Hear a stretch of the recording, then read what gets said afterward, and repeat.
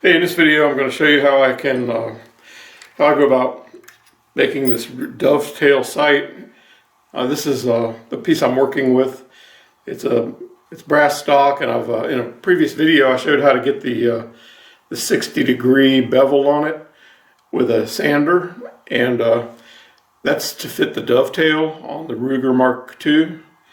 And now in this video I'm going to show you how you can see I've started working on this concave feature on top, and I'm going to braze these two pieces of brass together, and I want to get a very tight fit before I go to brazing. So I'm going to show you how I get this curve at the right diameter.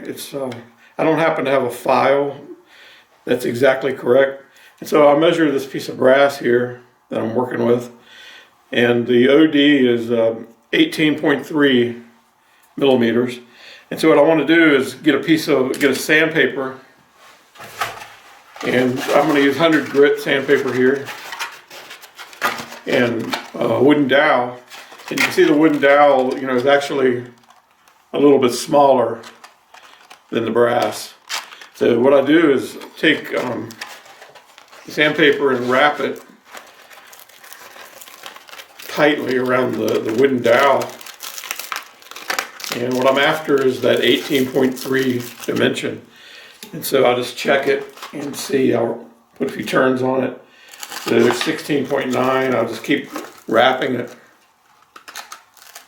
17.7.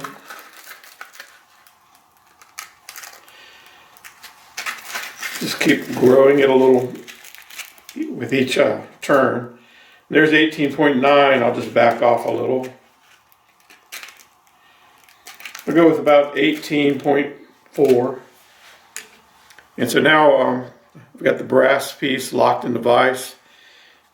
And I started a round file right in the center, so that'll help me guide the mark, help me guide this sanding. Let me zoom in on this so you can see what's going on there.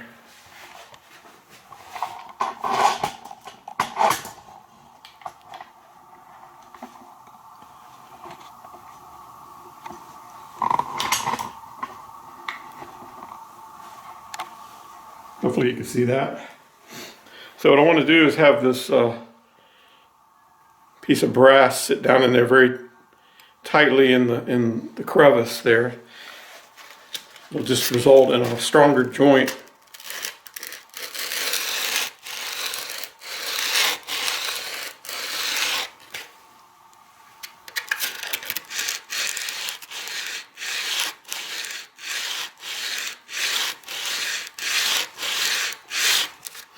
And I also have a dimension I need to check to make sure that the distance from the bottom of the dovetail to the center of the hole, I need to confirm that that's correct, because that will definitely affect the sighting of the pistol.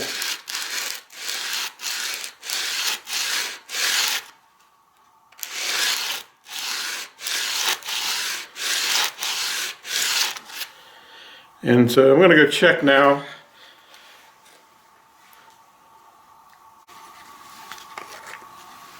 Okay, so here is the sight that I made to test with. And I want to, right now what I'm doing is making a permanent version of that in brass. And so the dimensions are pretty close. And so if I put this brass piece on there, that's kind of what I'm shooting for. And I can measure it just like this.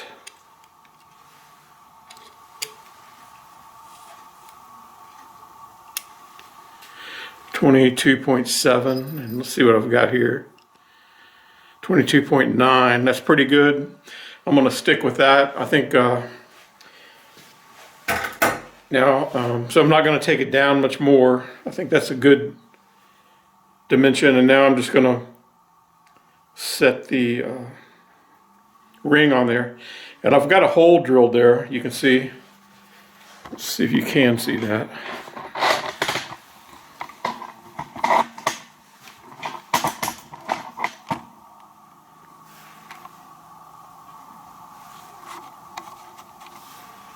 maybe now you can see it.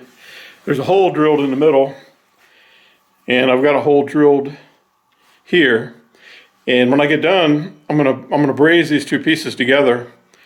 And I'm thinking some solder might go down in the bottom there. And so what I'm going to do is when I get done brazing these two together, I'm going to drill it from the bottom and then tap it for a set screw. And I'll be able to install the set screw from the top here, I think. Yeah, I'm going to have to drill all the way through everything and then tap all the way through everything. And then I can bring a set screw in from the top inside. And so I'll have a solid top. On this one here, the prototype, I had a hole drilled in the top and I just ran the wrench right through the ring. And I'm hoping to avoid that on this prototype here. First I need to apply some silver brazing paste flux, and this one's, I'm using number 601. It's kind of a white paste. And what you do is you put it on both metals, I think, both surfaces, and when the heat that up, and when it turns clear, that's when you know you've got the proper temperature to begin applying the solder.